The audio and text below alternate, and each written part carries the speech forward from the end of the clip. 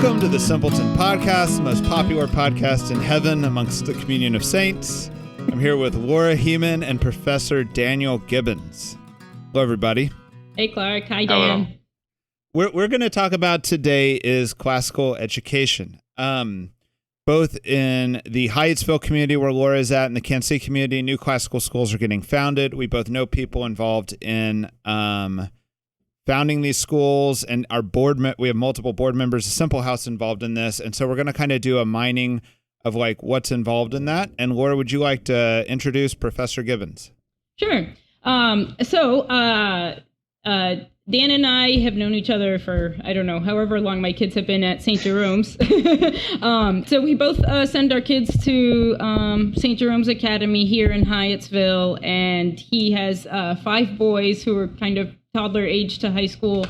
And I thought Dan would be the perfect person to have on here. He teaches English at CUA, and he helped found the new high school here in D.C., St. Jerome Institute, which is, he would say, liberal ed, but what a lot of people might think of as a classical high school. And so he's the board president for that school. He helped write the curriculum for that school, as well as actually the core curriculum for the CUA undergrads. And one more interesting thing is that he and his wife do a great service to the community by reading a lot of children's literature, young adult literature, and I think helps a lot of us moms at least navigate, what we want our kids to read. And I think, Clark, we're going to link the Dan's wife puts together SJA book fair list that we can link on there, which is just really great list of books. So a reading list for parents to have if you're guiding your kids through good books. I think we'll probably end up linking a few other things by the end of this podcast, but Dan is a great member of our community, so thank you, Welcome, Dan, for being here. Welcome. Yeah. Thank you. Thanks, Laura and Clark, for having me today. Well, Dan, can I start by asking you kind of a trivial question, and then we'll get into classical ed? What is your specialty within like English literature?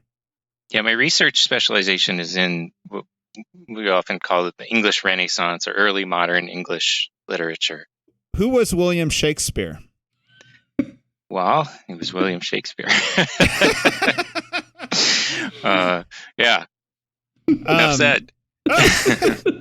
There's kind of an edgy Catholic group in New York City that just did something like an Edward de Vere Ball or something like this, like whoever they claim is Shakespeare. And I don't have the time to get to the bottom of this, but I was just curious. Yeah, let's not go down that rabbit hole today. I'm happy to come back another day and talk to you about the Stratfordian and anti-Stratfordian ideas. I don't even know. That's so neither here nor there. Simple answer to this question. Is this is Tupac alive kind of question or what? Anyway. I think that's a good analogy. Okay. All right. All right. Well, I also want to say that where we're coming from is highly sympathetical to classical education. Obviously, you guys are sending your kids there. My kids go to Montessori. I am for the movement. I've donated money to classical education. But I think, in this podcast, we're going to talk about like the limits or like where it could get into trouble and things like that. And I just don't want anyone to think that this is down on it at any level. We just want to fully explore it, Dan, could you start by defining what is this classical education movement that is so popular right now? Yeah, so I think what most people mean by that is a way of organizing education that brings back instruction in classical languages, usually Latin, and includes more focus on certainly the stories and the mythology and the history of ancient Greece and Rome as foundational to Western culture and therefore good subjects of study for people living in the West. I don't usually use that word because I think it can be a little misleading. Is it classical? Classical, education? yeah. But I know it's a word that people understand. They have a kind of general cloud of things that they can attach to that, and so it's understandable. I just think it can be confusing because it might lead you to believe that all you're ever going to study is ancient Greece and Rome, and that's not the case for most schools that I'm aware of that are successful. So what term do you use? Yeah. So you might use the term liberal arts education. So I think, one of the ideas of folks who are proponents of classical education is, well, this is the sort of education that St. Augustine got, and this is the sort of education that Dante got, and it's the sort of education that William Shakespeare got, and so it couldn't be all bad, right? I think there's a lot of historical trouble with those kinds of claims. What we're doing today is not at all what they would have done in the education that St. Augustine received or that Dante received. A lot of the methods that we use today have roots in innovations in pedagogy that were happening in the 1600s. But there is a certain tradition of correspondence that relates to what we call the liberal arts. And the ones that we're primarily concerned with at elementary, primary schools are the first three of those: grammar, logic, and rhetoric. And really, for most of them, just grammar and logic. And that was called the trivium. And then what was called the quadrivium, which is sort of the next higher set of studies after you do the trivium, which is mathematics and music and geometry and astronomy.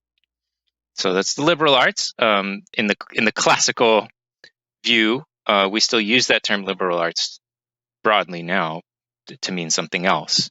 So that has its own confusions that can come with it. But so I usually use the term Catholic liberal education because it's it's a broader term, and I think accounts for more of what we're doing. I think once when we spoke before, you said you also like the term liberal ed because it points to what the end of the what the goal is.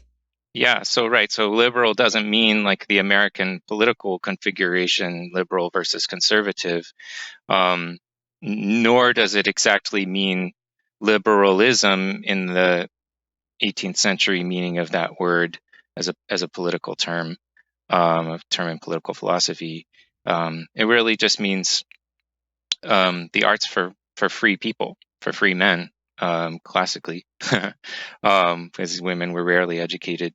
And so for those people who didn't have to labor, this is the sort of education that they wanted because it's an education for leaders, the people with enough leisure time to be involved in the political life, say, of the Roman Republic. Mm-hmm. Or in the Middle Ages, the gentry who had the freedom to engage in free study. So I kind of have a question about that history a little bit, just comparing my own kind of like ideas I came into the conversation with to what you're saying. So my understanding was like that this is not classical education in the sense of the education of the classical world. That's what you've said. And that education would have been very memorization based, probably. That's my sense of it. And that in the high Middle Ages, they weren't reading as much classical stuff until it was kind of rediscovered in like the 15th, 16th century. Is that what you're saying? Yeah, I think as a general sketch, you're on the right track. There's a lot of rote memorization, a lot of imitation. A lot of schools that understand themselves as classical schools, like St. Jerome's, do want to place some amount of emphasis on those methods. This is partly due to Dorothy Sayers' piece that she wrote some years ago. That's again was a kind of an iconic piece for a lot of folks who are interested in classical education, even if she's making all kinds of claims that have no historical foundation, and there are real problems with her way of framing classical education. But what she observes is something similar to what Maria Montessori observed, right? That there are just certain times in a child's life when certain ways of approaching reality are more joyful and more effective in learning, and to follow those can be important. And what Sayers argues is that the classical education, far from just being some abstract, rigid system. If you approach the trivium subjects as subjects that are more appropriate with certain kinds of methods that are more appropriate to certain ages, then you're going to have a more successful structure of education. And there's a certain amount of empirical research that has confirmed some of those observations about brain development and more or less what age that happens at, and cognition and stuff like that. So another thing I had heard was that when the Jesuits hit the scene and were starting all the Jesuit high schools around Europe, was that they were bringing a new teaching method that was very much kind of it's what Thomas Aquinas College uses. I can't remember what that's called, where it's like a dialogue, like it's not like memorization based, like a seminar based, like using the Socratic method in their teaching, and that this was like pretty revolutionary to the point that the historical book I was reading was like, even at the height of Protestant Catholic tensions, Protestants were sending their kids to Jesuit high schools because it was that much better. Right. Is that kind of the beginning of what we're talking here? Like when you talk about the 15th and 16th century, that pedagogy changing? Yeah. So the Jesuits were, they had their own goals and their own methods that were particular to their charism, of course, but they emerged in the 1500s, and their outlook was shaped by the rise of a movement that we now call humanism, right? Or the Studia Humanitatis. And so the study of the humanities and so that's one of the changes that's happening at that time, that has to do with what's appropriate subject matter for school. For example, reading a lot of classical literature as appropriate for time at school, which was not commonly the view in the Middle Ages. Literature, like imaginative literature, was not worth your time in school. That's not what you're there to spend your time on in school. That's your pleasure reading, But this goes back. They're kind of deep roots in the Christian tradition about a certain disagreement about this that you can see articulated in really really persuasive ways. On the one hand, in the works of Augustine, who utterly rejects his education. He was a rhetoric teacher, the equivalent of a modern English teacher, and at that time, teaching Virgil's Aeneid was part of the curriculum. And he rejects that. He said this is basically a huge waste of his time, reading all these licentious pagan works. It's not worth your time. The only pagan literature he's really willing to say is worth anybody's time potentially is the Platonic philosophers. And even they, he says, really, they can't tell you anything that's not in the Bible anyway. So you really ought to just be reading the Bible. And the historians, right?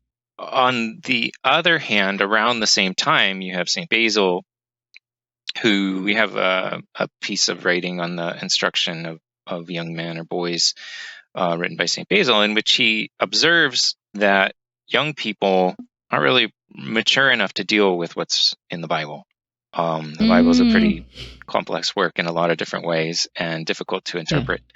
And, you don't really want the kids reading a lot of the stuff that's in the Bible. So this is Clark and I had an argument recently about about this. I really hate children's Bibles, Uh-huh. and I feel like the Bible's like a loaded gun. So it's like if you have your kids play with it, you could have an accident.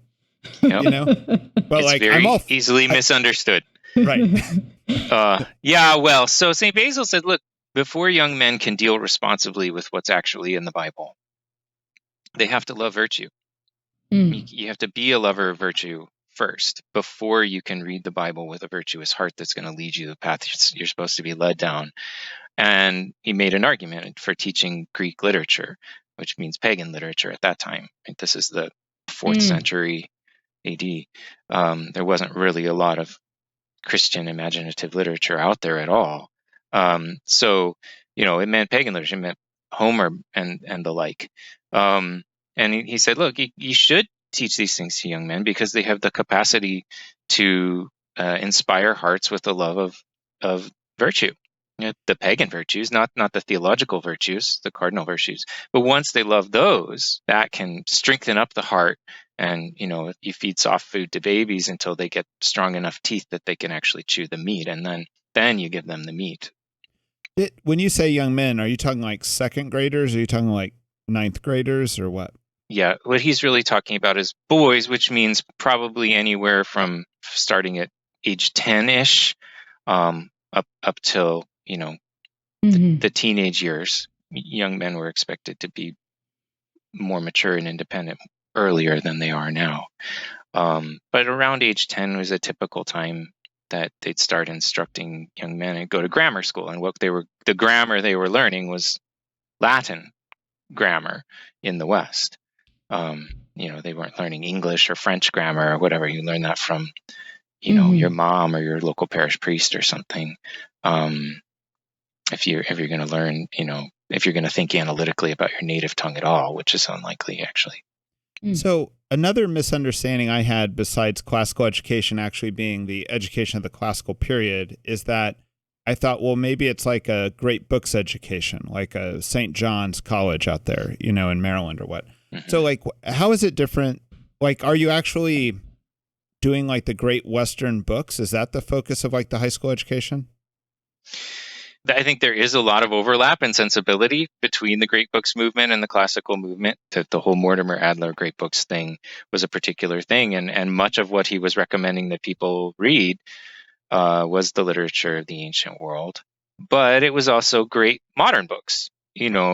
For those who were really focused on just kind of recovering the classics in a way, I guess, you wouldn't use a great books movement kind of language. Also, the great books movement tends to be really entrenched in the idea that you must read only the original texts at its strongest iteration, which I think few actually employ, even St. John's.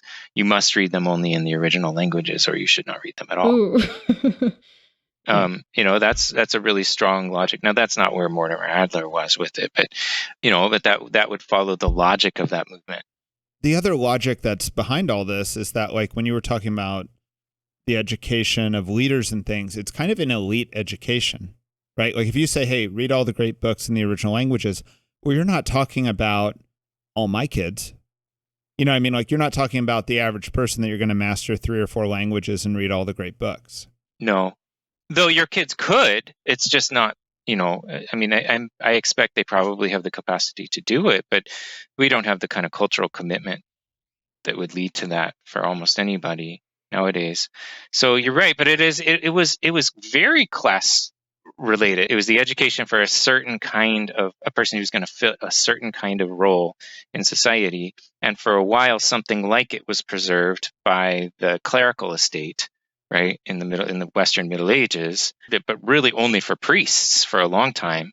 And then, right, in the later Middle Ages, the laity come to seek that education more. They're going to the monastic schools, but not intending to become priests or nuns. And then you get a huge clerical class that's sort of in a gray area where they're clerks, but they're not actually ordained ever. But they're serving all kinds of important social roles as secretaries, and you get lay scholars, and so it starts to spread. And this Studia Humanitatis kind of comes out of that ferment, provoked in part by guys like Petrarch in the 1300s, and a critique of the scholastic model of education. But yeah, so I do think that a lot of this stuff, both the content of the classes and the rise of literature as central to education, and the rise of historical study as central to education, the rise of eloquence as central to education, comes a little bit out of a public facing objective that we're training people for a certain kind of life. They're going to be good public servants. They're going to be good leaders.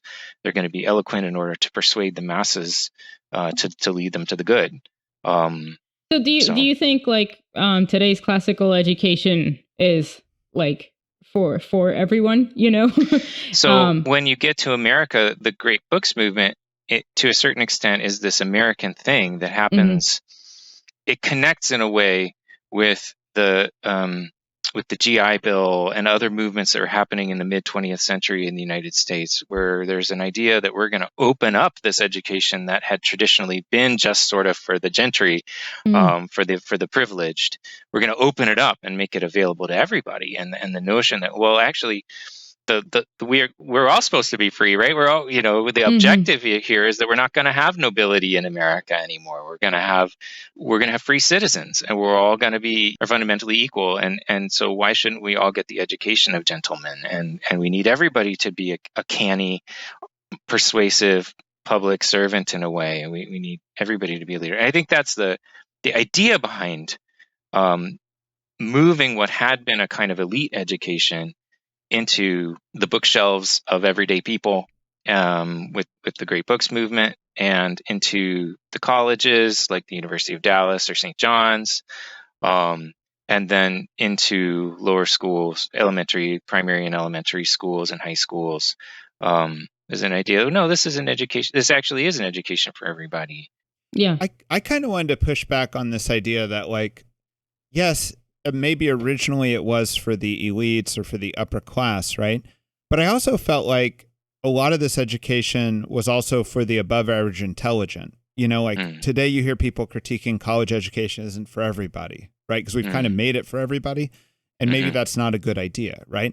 And I think we all know, you meet people who are reading Plato or whatever, and some of them are getting maybe the bigger meanings, and some of them are just learning what he said, maybe. Right. And when I was trying to talk about my kids or whatever, it's I don't know that all of them have the ability to master 3 languages. Right. Just from I'm not trying to.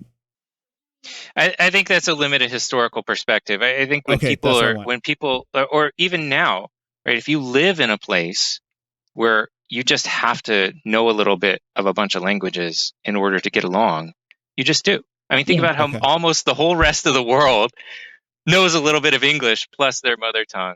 And a lot of them know a little bit of French or a little bit of whatever else language is next door to them, just because they have to. We're in this really privileged position as Americans where we don't have to learn another language because everybody will conduct business and politics in our language. And we live on this little island almost, I think that misses the point. If I'm going to read Rousseau or some book in a translation or in the original language, the only reason it would make sense for me to read in the original language is if I'd mastered that language to the degree that I was better than the translator, or I really sensed the deeper meanings in it, right? Which is different than a functional passing in a language. Sure. If that's what you mean. I do want to say, when I, as a young 20s person, traveled in Europe, one particular person that stood out was this kind of underachieving guy who was a pothead living at a surf hostel, spoke fluently 6 languages, all the way fluently, Wow. And that's he was from Switzerland, and because of his sort of circumstances, it made sense that he would, but it was 3 or 4 of those languages were necessary, and then the other 2 also just, he didn't need to know Spanish living in Switzerland, but he did. I think Dan's point, right, is maybe we think more people are limited in language learning, but we don't have a culture of it here, right? And that's the same with memory.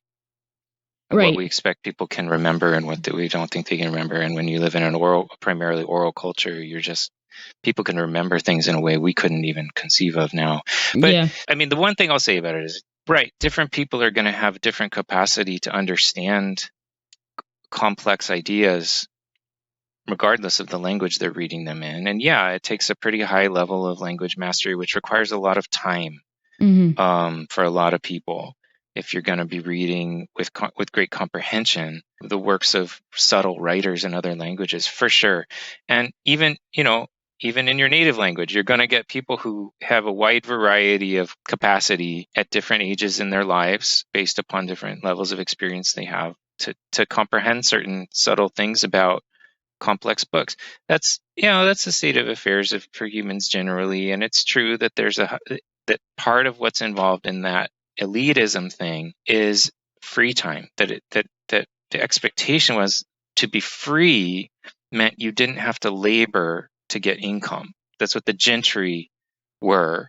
in the Middle Ages. Is there And kind of so- like a double idea though of like one is like literally like free time and then the other one is sort of in a deeper sense like kind of like a human freedom?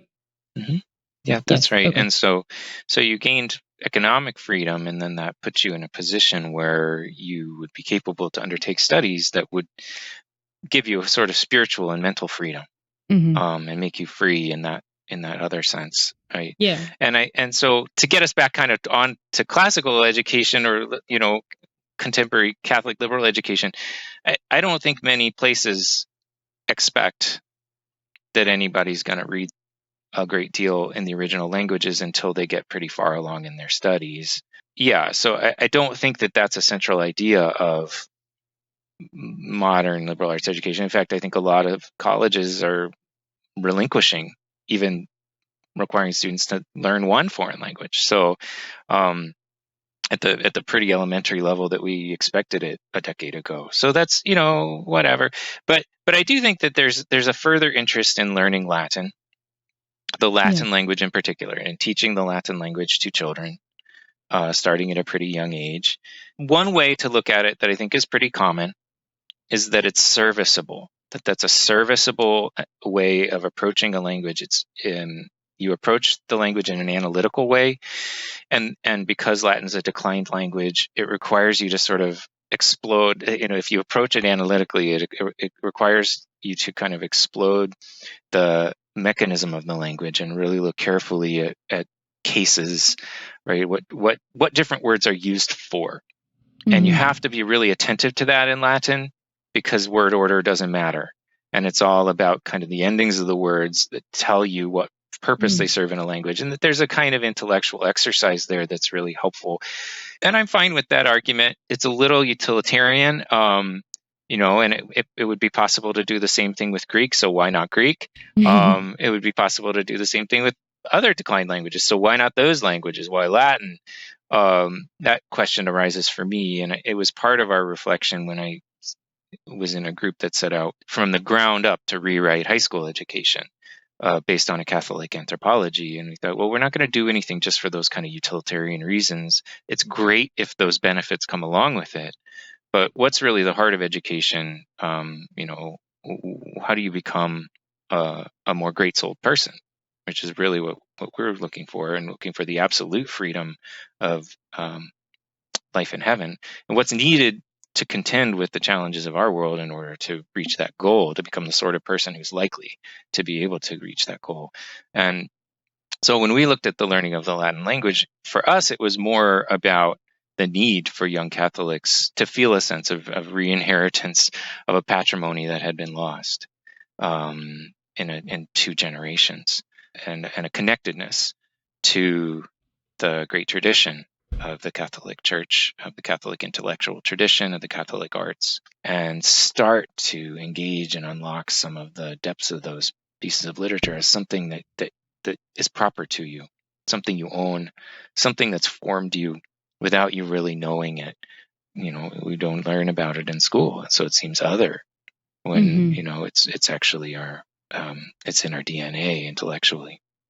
So in a way, this is very timely right now, because all of humanity, at least in the first world, has more leisure than ever before. So that component of the education is now fairly common. Like, you can be the kid of a blue collar worker and have a lot of leisure, and so we can create this classical education and kind of shoot very broadly with it, like it can be for everyone in a sense, right? Can you talk more about why now? Right? There's some grid energy in this movement that I don't know was there in the 80s, or in the 90s, right? And what do you think it's responding to, or where do you think all this energy is coming from? Why are we rediscovering this now? Yeah, I could speak best to the American context, and I think, well, there is an interest internationally in what's going on, but I know best what's been going on in the U.S. for the last, half a century or whatever. And that is that, in part, Catholic schools have participated in a movement in American Catholic culture toward normalcy, toward the appearance of normalcy and trying to move from the margins of American culture to the center, and become really fully a part of American culture rather than being perceived as kind of other. There's a lot of anti-Catholic bigotry in the previous century, and so you see this at a lot of places, right? Schools striving rather to look normal, to fit as much as possible the kind of mainstream intellectual and cultural models that are out there. And, some people talk about it as sort of, Notre Dame is kind of an icon of this, right? Of the kind of let me in movement in Catholicism. And that Hesburgh did an amazing job of accomplishing that and making Catholicism seem somehow a part of the, meat and potatoes America, and Notre Dame football is sort of meat and potatoes America. And now we have a majority of Supreme Court justices who are Catholics, right? Which would be unthinkable 100 years ago. So that's been a successful movement. And I think some of that spirit played out in Catholic parochial school systems, and in Catholic colleges more generally speaking, a sense that we don't have to be weird. Let's do everything we can to sort of participate in the mainstream, cutting edge, avant-garde, intellectual movements of now. And let's be really current, make ourselves able to be in dialogue with non-Catholic thinkers. Part of what I think happens with the school systems is that they want to be comparable to the best, as is generally understood, the best movements in education and in pedagogy. And that stuff is coming out of the Columbia School of Education and places like that. Certain models of education and methods of education that are fundamentally secular. Right? They're based on a kind of secular principle where you take a certain approach to the works that you're studying that excludes religious consideration, that seeks to understand the disciplines as things kind of in themselves, apart from any sort of supernatural context or interpretation, and that's going to get you, real good, solid, evidence-based education, or cultural education. And then for the Catholic schools, and then it's sort of a value-added thing where they say, and also we go to Mass once a week and we have religion class. So you're going to get that too. You'll get the best that the public schools can offer, but you'll also get religious education and catechesis and a certain amount of prayer and religious practice in school. And I think that was sufficient for my parents' generation. Yeah, I think as a parent, now you see the price tag of a lot of the Catholic schools in the DC area anyway. And it's like, where is this value added? Because if you live in Montgomery County or you live in Northern Virginia, you can get, the sort of best of the best educations. And is the Catholic value added, actually being added in tens of thousands of, dollars a year, I think is an interesting question. Yeah.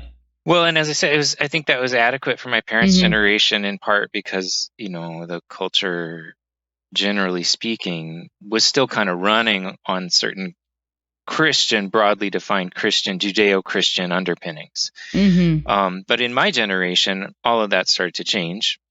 What you see resulting, in part from that educational model, in part from a whole lot of other factors, is a mass exodus from Catholicism and Christianity in general.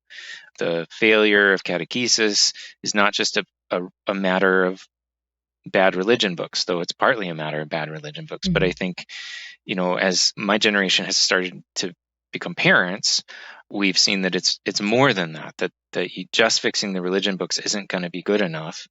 And I think a lot of people feel that way, and so have started to try to look more deeply, like Laura's talking about, and say, well, what's really going on here? And why is it that even if we've got perfect religion books, we have perfectly orthodox religion books, my kids are, or the kids of my friends or whatever are all starting, they come out of these schools and they hold beliefs that are radically different from what I was hoping the school would lead them to, and are profoundly skeptical and even hostile toward Christianity, or have a really distorted view of what that even is. And so that provokes a need for a pretty profound reflection, I think, in Catholic education today. I think we all really need to stop and think about that really hard. Like, what went wrong? I kind of agree with the way you're characterizing it, but I feel like I would want to characterize it a little bit more about like kind of the broad sociological tension that's underneath all this, right? Like, and what I'm thinking is like in the 90s, we use the term like secular humanism. I haven't heard that term in a while, and my young missionaries have never heard that term, but meaning like this like humanism that has no Christian roots, that somehow is looking for some basis other than that, right? And I remember in the 90s like critiquing that, and hearing critiques of that. People would make, secular humanism, it doesn't really make sense or whatever, right? But it didn't matter that they were critiquing it. None of the critiques got any traction because it was working. Like it was like the UN was going great. You have Fukuyama, end of history, liberal democracy is the end of all history. Basically, it's like it's a cut flower, but the flower's in full bloom. So tell me what you want to about this, but it's bearing fruit, And now, 20, 30 years later, it kind of sucks. And it's becoming very obvious to everyone that this is like running aground, and that we have like things like kind of mental illnesses being transferred through school. I know no one needs to own that statement except me, but like it appears that mental illness is contagious and it actually can be transmitted, like this idea of the transgender movement and stuff, where with some teachers, half their class identifies now as not male or female, And I think that now, not really from the intellectual class, but just from like the common person, they're like, no, this is not good fruit. This is bad, right? Like somehow the secular humanism, or whatever you want to call it, the progressivism or whatever, is now running aground. And I think even the progressives know it. I don't think this is just a conservative thing. And now when you critique it, unlike the 90s, the critiques hit home. And they hit home because it's bearing bad fruit right now. And they can't really pretend they're being intellectually honest on some of this stuff. And because of that, I think we have this huge wave of people who want to go to the past. In a sense, to the past they never knew. That they never were living in the 50s. They never were living 200 years ago or whatever, right? And I think my question is, I kind of respect that that's happened, because I like that we've recognized there's a problem. I know that there is a lot of truth in the past that's been forgotten. But somehow I feel like it's got to be, forgive this, like the Hegelian idea of like thesis, antithesis, synthesis. Like there was the past, and then these people critiqued it very severely. Like they said, look, the past was full of religious wars. The past had a lot of bigotry. The past had this, right? And now, instead of just going back to thesis, we actually need synthesis, right? And I'm kind of I feel like a lot of this energy in the Latin Mass and in the classical education movement is coming from this, and it's not bad energy. It's just like, how do we get it from not just being retro looking, but forward looking? Yeah. Can you respond to that? Yeah, sure. I think there probably are some folks who, you see this a lot of areas of Catholic life, right? You see it with the liturgy as well. A lot of people who are like, well, this thing we're doing is not working. Therefore, we need to just go back to what we imagine to be the point where the thing got broken and just restart, like just hit the restart button from there, because it was just a bad path. And when you go down a bad path, you don't start hacking through the woods to try to find some other path. You go back to the fork in the road where you took the wrong turn, and then you take the right turn, right? I think that's a common idea. And I think that can lead people to be both driven by fantastical, unduly nostalgic visions of what the past even was, and that makes it easily dismissed. But it also can lead to really unwholesome things in people's sensibility, right? A real closedness.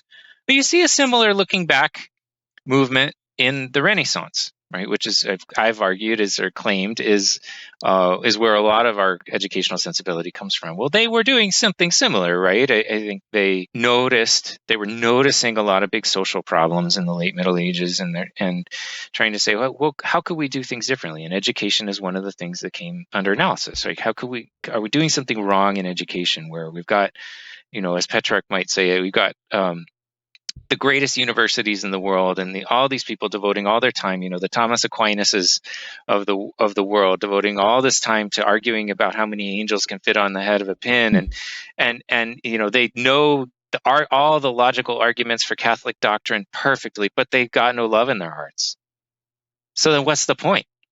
Mm-hmm. Right? Something got broke. And so that, there's a looking backwards and saying, well, what are we missing? And he discovers Cicero and the powerful language of Cicero and the rhetorical movement in the Roman Republic toward persuasion, toward taking ideas and actually making them real in the world. And he thinks he can recapture that for Christ and for an evangelical mission, right? That we can actually set hearts on fire instead of just kind of running through logical syllogisms endlessly. So I think there's something, you could have a backward lookingness that says, we just need to do Cicero only, right? And that was a problem with Petrarch in a way. He loved Cicero's Latin so much that he killed Latin. He made it a dead language by saying it has to be like Cicero's Latin or it's no good. And Latin had been a living language, but it got kind of locked into a textbook. It's a kind of irony of history. But, and you could do the same thing with education in a way. You say, well, no, we've got to sort of rediscover the trivium as we understand it. And, tell whatever story we can tell that will make it convenient for our time and pretend like we're doing the thing that everybody used to do in the good old days of the Middle Ages and get lost in that story and end up, harming children. Or you could alternatively, right, you could do something like what I think was imagined in the Risorgimento movement in Vatican II, right? You return to the original sources, but not in a sense of we're going to go back to those days, but rather we're going to rediscover our roots, right? And we're going to refertilize our roots and hope that that's going to, be a source of new growth for us, that we're going to flourish more if we can refertilize the ground and kind of dig it up and open it up and understand what's going on down there better, how we got to where we are and things that maybe have gotten lost or de-emphasized over the years. We're going to kind of bring that back and open the windows and breathe with both lungs and, those kinds of metaphors. And I think that, so that's another instance of a backward looking movement. But I don't think Benedict and the other folks in that movement imagined that, Ratzinger and the other folks in that movement imagined that was going to be a lockdown movement. They conceived of themselves as kind of radicals. Yeah, I think this thing that you said, like, oh, let's go back to before we took the left turn, and I think I think also that's our impression of Benedict, right? Like, I think he was really trying to speak to the modern person in the modern time, with the modern context, but where do you want to start? I don't know where people want to start, but it's like you want to dismiss, Descartes or Marx or Nietzsche or whoever. And like, I think there's something like, instead of seeing those as left turns, even though, I think they're off, right? As a place where it's like, I mean, they came from the Western tradition. They came from everything, before the left turn. So we can't just think that everything before the left turn was perfect. And so there's a place there that like modern man needs speaking to, and we need to like think about that. And I like the idea of like, like the classical education, the idea is that it should make a person more free, and like the Catholic faith should make the person more free. And like, we need to be free living in our times. Our kids need to feel freedom in the place that they exist, And I think the strict backwards looking like limits that freedom rather than lets you engage sort of, with the... It also leads to some really silly stuff that hurts the classical movement. Like, I've had people tell me that their kids learn Roman math and they couldn't tell me much beyond that. They were kind of in the homeschool classical movement. And I was like, are you just doing math with Roman numerals? Like, what is this? And like, I've just had a lot of different people give me like statements where it's like, this sounds crazy and is kind of crazy, but the basis of what you're trying to do, this go back, I think exactly the way Dan's phrasing it's a good way to phrase it. This rediscovery is good, but you don't want to like push. You could get ideologues of the movement that are actually damaging to the movement, Yeah, and I think that you got to keep the end in mind, right? What's your goal? And that's something that has been really important to the folks I've been involved with in trying to start schools and renew curricula. So you think first about what you're trying to achieve, and then you can talk about the means to achieve it. But if you have no clue really what you're trying to achieve, if that's not clear in your mind, then it's kind of silly to just start coming up with a bunch of methods to try to get to something you don't even know what it is. So for us, rather than a Hegelian dialectic for the start of a new high school, we had the opportunity, because it was non-existent, to really just start with a tabula rasa, to start with a clean slate, right? And say, okay, let's first ask ourselves what it means to be human. And then we'll say, what is the Catholic Church? Then we'll ask ourselves, what does the Catholic Church teach us about this? What does a fundamentally Catholic anthropology look like? And then what does it mean to be human in our time, right? And what does it mean to be a human being of a certain age? And what do we need? What do we love? How are our hearts ordered? And what do we need intellectually? How are our brains developing? And let's figure out then a way of trying something new, something that hasn't been done before, that's not at all like anything, not at all like Shakespeare's school, not at all like Augustine's school or Aquinas' school or Dante's school. We'll read stuff written by those guys because it's good now, because it can help us now to become free and great-souled and become the sort of people who are seeking love, right? And are seeking to be masters of love in very challenging times that are not going to make it easy or comfortable for them. And so for us, the question was never, is this a great book? Right? The question is, why should we read a book? And if it's a good book that's maybe not on a great books list, but that could actually, for the students at where they are, who they are, the things they're facing, it could actually help them to develop their capacity to love, their capacity to read more deeply into great books, to think more carefully. Well, we should use that. And, I don't care if it's on Mortimer Adler's list or not. And maybe there are a lot of great books that I don't think I would ever want to give to high school students, because they're just not in the right place in their lives for that. I'm not going to give James Joyce to a high school student because I understand James Joyce so well. I'm happy to read James Joyce with college students, because I just think people's brain development is different, and what you can expect from them is different, and what they're going to be capable of doing with a book when they're given a certain amount of freedom and respect in the classroom. And so there's books to read, and then there's methods, and so that gets us back around to the Socratic seminar, as some people want to call it, though it's not very Socratic. In fact, Socrates never undertook things in that way. That's his peripatetic style sometimes involved sitting around in a room together with other people, but it was in a much more casual environment, and it was certainly not led by a teacher who had goals, teleological goals in mind. But what a lot of people want to call Socratic seminar, or what we just call the seminar method, right, is that dialogic education.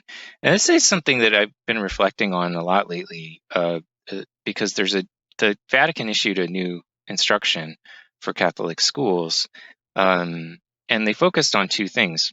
They focused on what they call integral education, and on promoting a culture of dialogue. And they talked about a lot of different things in that document, but there are these two kind of conceptual goods that they wanted to emphasize in the document, I think. And from my perspective, one of the great things about a seminar method with students who are well prepared for it, and with teachers who have a sense of where they're going with it, right? It can get pretty aimless if you don't have a sense of teleology, right? Of certain goals that you're trying to get to. But if you understand it in a framework that's well structured, and you prepare the students well to be constructive in that kind of an environment, it really does build habits of dialogue. It makes us the kind of people who want to be in dialogue, and who while we may respect authority, don't have our disposition primarily reception from authority, right? Which is what the kind of typical classroom is going to be in many learning environments. It's just a teacher is going to give you some information, you will receive the information, and you will retain the information, and you will repeat the information when called upon to repeat it.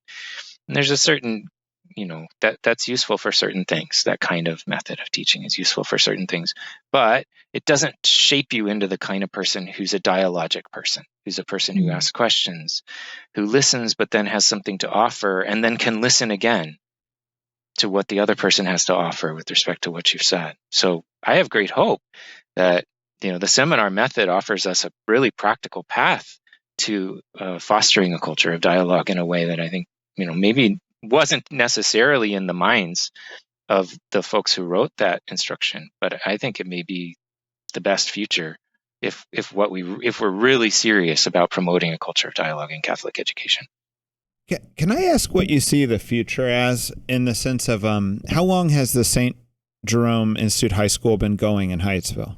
This is our 4th year. The high school's in D.C., and we are sort of an organic growth out of the St. Jerome project, more broadly speaking, which started in the St. Jerome Parish School, which is an Archdiocesan school, which is Montessori preschool all the way up to 8th grade. And so there was a major revision of that curriculum years ago. It's a long story, a really inspiring, interesting story, but I won't tell it now. But that was about 12 years ago now or so. And so our high school is just in its 4th year of operation, having kind of expanded. And about how many students are you looking at? At the high school? Yeah. The high school, we have this year with 4 classes, we have mid-50s. So it's small still. So. Per class or the whole school? For the whole school. Whole school. Okay. All right. And I just learned the idea is not to grow it to like the size of like a Gonzaga or No, right? I think that would be unideal. We would hope if we got to that point, if there were that much demand, that then we could inspire others to start a new school on the same model to serve, a demographic center that people were coming from. Because if the school gets too big, it gets really hard. I could imagine maybe creative ways to scale it up with the way you organize it, but I think it would get hard. I think it would get really hard to maintain the kind of culture that you want to maintain. Do you think that I think the sort of interest in classical education, and I also feel like there's been more than one article I've read about this kind of similar to St. Jerome's, like school was about to fold, new curriculum, and there's like the school is thriving now, that maybe there will be like more classical elements in just most Catholic schools in the future, whether, it's not like exactly modeled like SJI, but maybe. I do think that the St. Jerome Academy story has forced people who might have dismissed that movement or that style of education in the past to have to pay more attention to it. Because, it was a school that was on the short list of archdiocesan schools to get shut down, and due to a pretty inspired pastor and really devoted parishioners and head of school, the principal at that time, were really open-minded and willing to listen to the laity and trust a lay curricular group to completely revise the curriculum there. That now it's become, I believe, the only school in the Archdiocese that's added enrollment. Enrollment has gone up every single year since that change of curriculum. And so, I think that's forced people to pay a little more attention. But I think it's inspiring, right? It's attractive. It's attractive to a certain number of families. I think there are questions of scale with respect to a particular curriculum. The St. Jerome Academy curriculum, I do think it can scale a little more easily just because of the way that it's formed. I think at the high school level, we're seeking a kind of more personal, more intensive, smaller teacher-student ratio because of the seminar method that requires. It doesn't work as well if you have a lot of students in one room. And so, there are great challenges to scaling that up to a really huge size. You maybe could do it. But with the lower school, the methods that they use are a mix of rote memorization, song, lecture, and teacher-student dialogue, directed discourse, stuff like that. and as they get older, then seminars as well, potentially. So, so that scales more easily. And so archdiocesan, or diocesan systems can look at that and say, oh, well, that might be something like that might be implementable really easily, or at least relatively easily, without opening a whole bunch of new schools, which I think is a concern for some. And it's a challenge for the future of at the high school level if we're really serious about the kinds of methods that we're looking for. But I think a lot of people want it. I think there's a hunger for it. I think the great thing about the high school level is there are a lot of homeschool families that sort of hit their limit at high school and are ready. Then they feel their kids are ready to kind of move out into a more foreign environment, or an environment that's a little more challenging culturally or more complex culturally, and teachers teaching subjects that maybe they're a little harder to feel expert enough to teach your kids in it, and that kind of thing. Well, I kind of want to ask about the high school level and scalability in the sense of like what you described, I think is very beautiful, that like a bunch of people came and tabula rasa created the curriculum for the high school. Because I feel like that high school's success is going to depend a lot on whoever is running the seminars or the headmaster. And it's also going to depend on this curriculum you created, right? Because if you have a bad headmaster, that's not going to work, or a bad curriculum, it's not going to work, right? But I wouldn't say that like what Hyattsville and DC has, which is kind of neat, is you have a whole bunch of philosophy PhDs, theology. Like you can't go to a small town in Kansas and say parents get together and tabula rasa write a curriculum and, appoint one of yourselves headmaster, right? But true.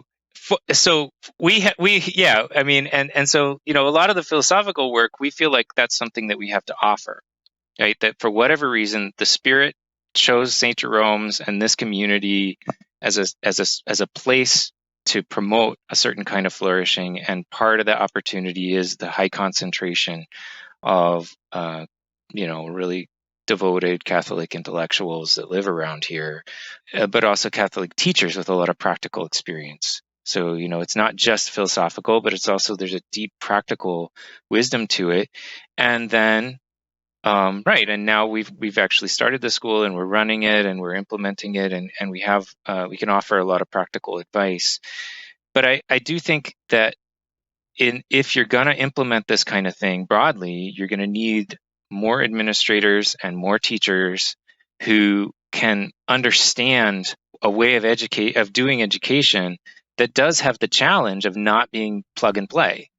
You can't just have somebody show up and just implement daily plans and have it be the kind of lively, vibrant education that we're looking for. I mean, for us at the high school level, we think a high school should be a school for teachers. I mean, it's a place where the teachers have a really lively intellectual life, and that for teenagers is really inspiring, right? That they're not just people who are showing up and punching their time cards. They're people who themselves care about learning, and that energy conveys itself to the students, right? The students know this isn't just a bunch of phony stuff or a bunch of people who, are a bunch of hypocrites. They really love this stuff. They're excited about it. They're still learning. So then we can be a part of that, and the teachers can invite them into that. But you've got to promote that with teachers. And so there's a great opportunity right now at the Catholic University of America in the Institute for the Transformation of Catholic Education, which started up recently. And part of its mission is to develop teacher training, administrator formation programs that can inspire a new outlook on Catholic education, that can inspire these kinds of thoughtful dialogues. Our particular curriculum, maybe it's the best thing for every school ever, maybe not. We're still figuring that out. Maybe everybody's got to come up with their own thing, but what we need are people. What are the returns? Because like in a normal school, you might say Iowa Test of Basic Skills is how you measure the school, right? I'm just throwing that out as an example, right? And my question is, you're now getting to the point, you've been around 4 years as a high school. How are you, like, I don't think we want to assume the success of the curriculum or assume the success of the high school. It's like, how are you going to evaluate that? Like, are they going to become future artists? Are they going to just remain Catholic? Are they going to be nice people you want to be around, or leaders? Or like, can you help me understand, like, how will you know if it worked? And then we could talk about how to promote it more widely, I guess. Hmm. Yeah. So assessment is a word that often gets used in the world of education studies and education generally to try to find ways of answering that question. Is what we're doing working? Are we achieving our ends with the means that we're using? And I think within the world of what we call sort of classical education or whatever you want to call it, that's kind of a bad word. People don't like that word because of the abuses, the really manifest abuses of regimes of assessment that are profoundly reductive that are out there. So we've been kind of allergic to assessments in our ministry. Although some you have to assess certain things, but we don't are kind of okay with spending a month with alcoholic who can't get his life together, and not saying we fed 200 families this month or something, But I want to throw out there, though, that like I've met teachers who are not classical teachers who are allergic to assessments because they're all about the whole person. And I'm not convinced at all they're doing anything good with the whole person. And I kind of feel like I wish you would at least meet the assessment, like at least teach the kid the math, because I don't think you're doing a good job with the whole person, So it's like, I find that sometimes this is a dodge also to just be a bad teacher. Yeah, that's right. It's a danger. And right. I mean, so many of the things we're talking about go back to a wise old principle, abusus non tolerusum, right? That like, we had to be careful, right? But the abuse of a thing shouldn't mean that the thing itself is useless, right? And yeah, right. These things, the assessment regime is a regime, and that we use that word in a way to convey something about, that abuse exists. And I understand the allergy that a lot of people have to the word assessment. On the other hand, I do think you can set goals for yourself and try to figure out ways to judge whether your means are achieving your end. And if you don't, then you're not functioning prudently.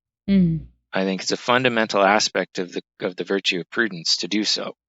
And so, whether we want to talk about assessment or whether we want to talk about prudence, I'm happy to use the word prudence if that's a word that is more tolerable.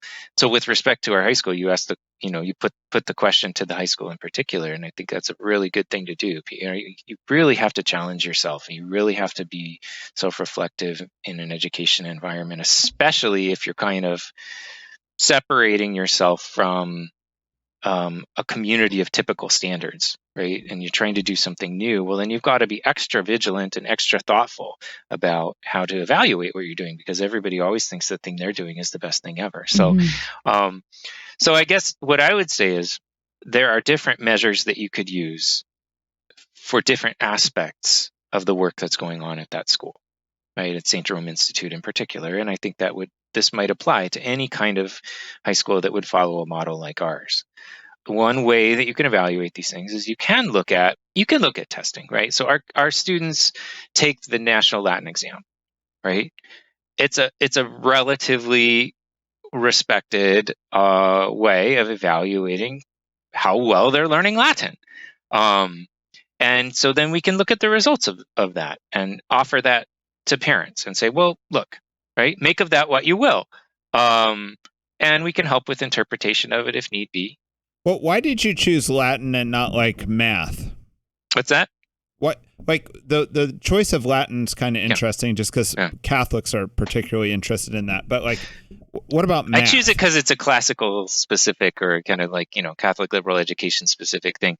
So with math, right, our math curriculum is revolutionary, and we don't have time to talk about it right now, but it's really different from typical math curriculum. And so, right, that's a place where you might get really nervous and start kind of wanting some kind of standard assessment to at least see how does it compare? How do you compare the students who go through this with students who go through this thing that you're saying isn't working and you want to do something new, right? Well, prove that your thing is better than the broken thing we've already got. So we also have had students take the standardized tests like the SATs and so forth. It's elective, but they have done well, right? So give you a very concrete example of a particular student. One of our graduates last year is now doing engineering computer science at the University of Maryland, right? So that takes standard math knowledge to even get accepted to a program like that, right? We have a relatively small number of students, right? So we've got a very small sample size. These are not arguments that are going to have statistical viability. But over time, you can track things like that, right? You can track college admissions, and we think it's really unwholesome to think about education in that kind of teleology, right? Like high school education, like the purpose of it is to get to college. I think that can get you into a lot of trouble. But if you're asking questions about, well, okay, but what, with you not focusing on that in the school, right? That's not something we focus on in the school or in our curriculum or anything. Like, can your kids still get into college? Are they still going to get into programs that are going to, take them down a particular career path if that's what they want? If they want to do a professional program in college, are they going to be prepared for that? So far, our students have been successful in achieving what they wanted to achieve with respect to college admissions. So that's one thing you can look at. You can have them take the SATs and so forth. Colleges are starting to jettison the SATs. So, but it's out there. There's also the classical learning exam. So if you want to compare one classical school to another classical school, well, I guess where I'm going with this eventually is, why I find this interesting is like the Chesterton academies are in a sense offering a curriculum in a box, right? Hey, you want to start a classical high school? Here's a curriculum for you, go. I love what you guys are trying to do in St. Jerome's, right? Mm-hmm. And I feel like the first step would be get enough graduates that you have an assessment. And then do you guys have, if you guys get the assessment you like and everything's looking great, are you guys going to put your curriculum in a box and ship it out to the rest of the nation, or what's the idea? Well, we have long talked about the best way to open this up to other people who would like to benefit from the inspiration that we've been given. And curriculum in a box is one is one idea that's floated around out there. I think there's a certain amount of discernment that's required depending on what schools are expecting or even what's best. So yeah, we're talking about putting something together that would be a product that schools could adopt. We also are talking about mentorship, advising, formation of the persons. As you said, the best curriculum in a box is no good if you don't have the right people who understand the spirit of it. If you have a bunch of people who want to do robotic education and you hand them a humanistic curriculum, well, they're going to still do robotic education. And not only that, it's going to take all the most beautiful things and trash them. It's going to make people hate them because they were so badly foisted upon them. And then there's going to be a new rejection of the old thing. And right again. So these are complex matters, right? When you think about trying to take something that's a very local inspired movement with universal aspirations, right? How do you get there is a complex question. It's an exciting question.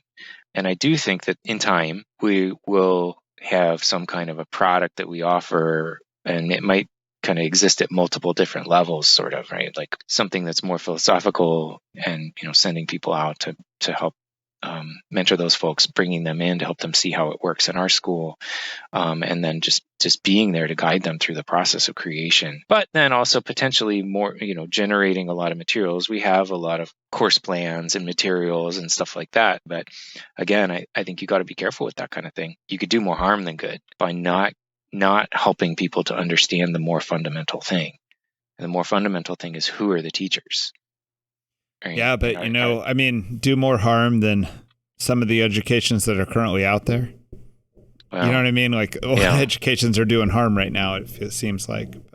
I think it's like when you give like a kid like a beautiful thing, like you give kid Catholicism but a little awry, it's like almost can be like a really big evil, when it's like a little bit off, like it I don't know. I went to Catholic schools and they drove me right out of the Catholic Church. Right. Yeah, and I think I think we all know a lot of people that have that story, and I'm kind of torn because this prudence idea and this idea that assessments is part of prudence, this is kind of important to me because I feel like part of the instinct at Simple House from the early days was the truth is not in the mainstream right now. The way we're approaching the poor, the way we're doing mission work is not, the real truth's not there. The truth is instead on the fringe, on the radical, on the, off the beaten path, right? But once you take the time as kind of a sane person to go seek the truth off the beaten path, what you find out is you're in the land of the crazies. Every crazy person is out there with you, right? And so people are trying to join Simple House who are just like nuts, and your peer organizations, most of which are nuts. Not all, like the truth is out on the fringe, but it's like you're in the land of nuts, and they all look good for at least a year. You know what I mean? Like every new school starts with this like great idea that all looks good for a year. And then you only after every new ministry to the poor does too. And after 2-3 years, you find out if they're like smoking crack in the basement, I'm not really kidding. I'm just like things end badly when things go badly. And it's just kind of interesting. Like I think this idea of prudence has been kind of like important for Simple House, that it's very hard to assess what we do, but I'm not afraid of the term. I want assessment. If you want to talk to me for 3 hours about whether or not what we do works, I'm up for that because I think it's that important. Because if we're like ruining Catholics, if we're burning people out, because there are ministries that literally burn out every missionary they have, and that missionary leaves that group not wanting to go to church anymore. And it's like, can we just pause for a minute and say, maybe we're completely off, Yeah, anyway. Right. We distributed X number of calories, but we destroyed X number of hearts. What's the calculus there? So I really don't like it when people are afraid of the hard questions of, does it work? Yeah. Like, are we actually achieving the lofty goals that we started with? It's not enough to just have the right intention on this, Definitely not. But I think like a thing that we've talked about also is like parents being sort of afraid of what the world has to offer right now, and then being very focused on like, did the kids learn the right thing, and like Dan said, you could be kind of offering someone like a false bill of goods, right? If you're actually killing these ideas and works that you're reading, and killing the desire for knowledge. And if there's, an idea that an education can make you more free, I think there's probably then the corresponding idea that it could bind you more, But I also think there's also too much fear where it's like let's say you do make a curriculum in a box. That's kind of the simplest way to get something out mass, right? Yeah. Franchising or founding these other schools would be the harder way, right? But you just have to tell people, this is just a box. Yeah, right. And it might work, it might not. Depends on your headmaster, depends on your family supporting the community. It depends on a lot of factors, right? But we can give you at least a decent box. Yeah. But if instead you act like the box is everything, without this box, you cannot do it. This box is better than the Chesterton box by an order of 1,000, So my oldest is in 5th grade at St. Jerome Academy, and the 5th grade teacher is like a favorite from what I understand. Dan, you would know better, but she's great. She was saying, so she has, this is like the American year, right? Like American history, and she has them recite all these kind of famous speeches, and they even sometimes go to like the location where these speeches were delivered, and like the students deliver the speech there. But she was talking about her students memorize like parts of the I Have a Dream speech, and they recite this, and they have like goosebumps, afterwards. And I'm like, yes, that's what I'm here for, So simply having a student memorize and deliver the I Have a Dream speech might not wake up the goosebumps, like that. So that teacher has a talent and art, something. Yeah, a good teacher has to really struggle with a careful balance between those aspects of learning that are unpleasant for a really good reason, and those aspects of learning that excite the affect, right? That make a student feel like they like what they're doing. Yeah. So the example I use with my students a lot of times is learning to play a musical instrument. If you want to learn to play a musical instrument, you have to go through a lot of really unpleasant, just repetition, boring, sometimes physically painful work. And it doesn't seem like a fun thing to do. But if somebody forces you to do it, or if you're able to force yourself to do it for long enough, then you get to the point where through that labor, you become free for a kind of joyful behavior that's joyful to yourself, but also gives you something to offer to the world that you could never have had otherwise. And so, yeah, I agree that the end point is the goosebumps in a way. The end point is hearts formed for love. But sometimes for a good teacher, you've got to be able to find a careful path, because you can't get there a lot of times without a certain amount of work that is going to seem unpleasant, because you've got an ill-formed soul. And so you don't love the good yet. And then the good seems really unpleasant to you. Yeah, the Goosebumps story told me also, because it's like, I learned in history class, about Martin Luther King. I learned about this speech. I learned that it happened in time, but that somehow the kids were sort of deeply engaging with the meaning, and the context and the power of that speech. I also think that the Catholic world is ripe to have teachers right now. And I say that to mean Dunbar High School in the days of segregation was one of the best high schools in DC, was outcompeting most of the white high schools, and was taking kids from a poorer status to a higher status. They weren't starting with wealthy kids, And part of that was because they had a lot of PhDs working at the high school. They had a lot of people who probably were college professor quality at Dunbar High School because of segregation.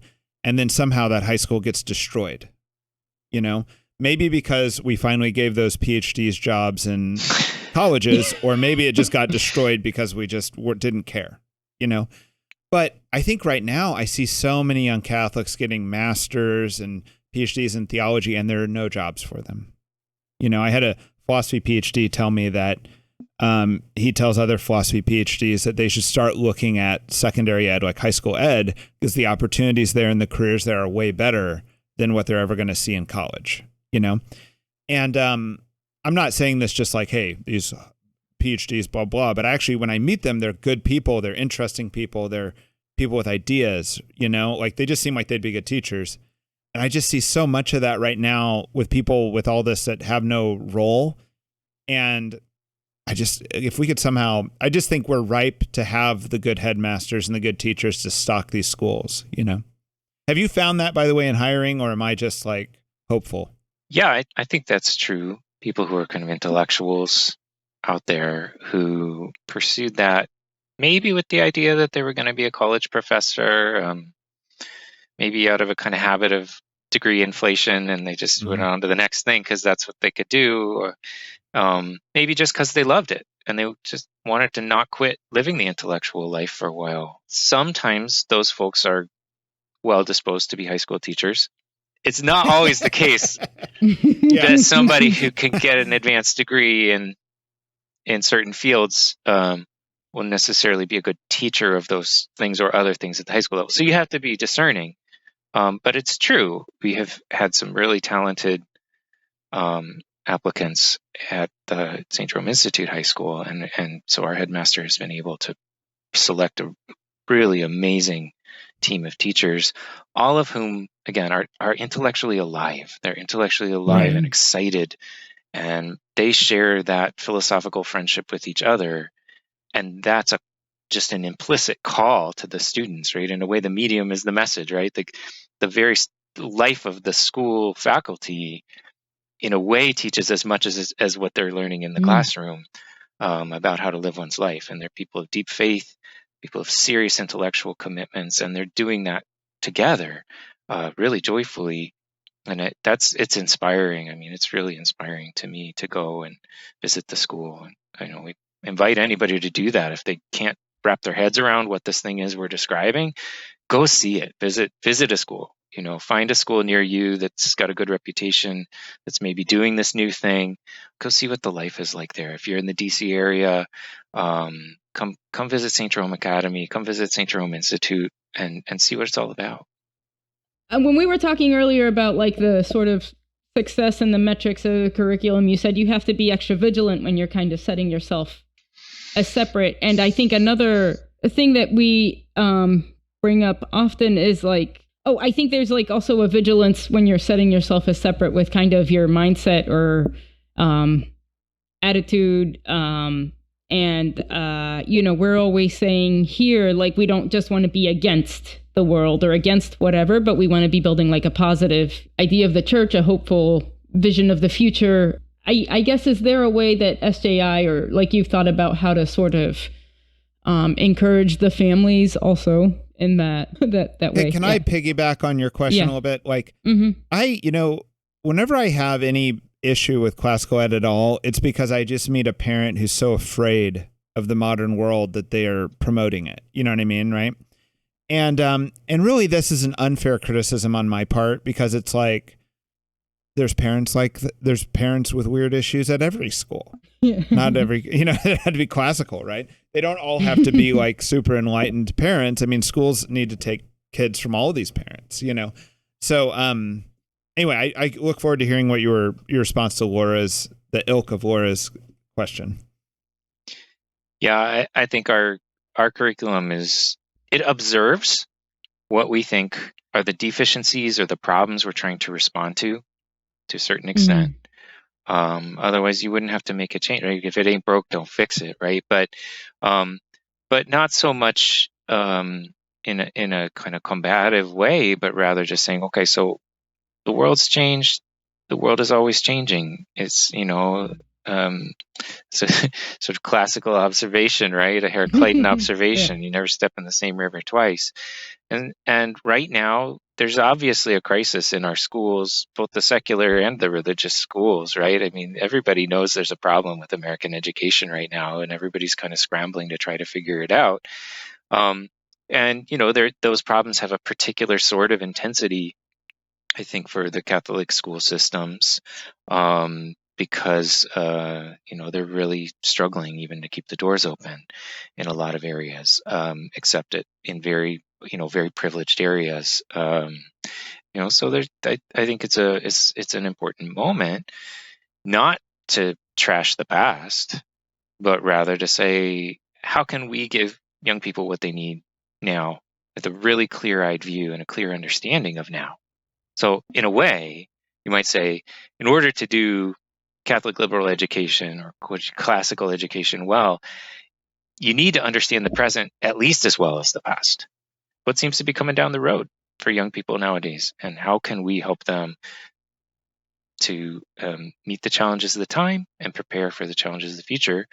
And among those challenges is a kind of fragmentary trend in contemporary American culture. And we got to understand that really well in order to contend with it, and in order to figure out what's the best way to help students, young people, develop in a less fragmentary way. If you're talking about families and you're talking about family culture, and that's a whole other topic, right? The relationship between what you're proposing in a curriculum and then how that's manifested in the life of a school. But then there's also all the families, right, whom you're serving. The point of a Catholic school is to help the parents, right, in their vocation as the teachers of their children.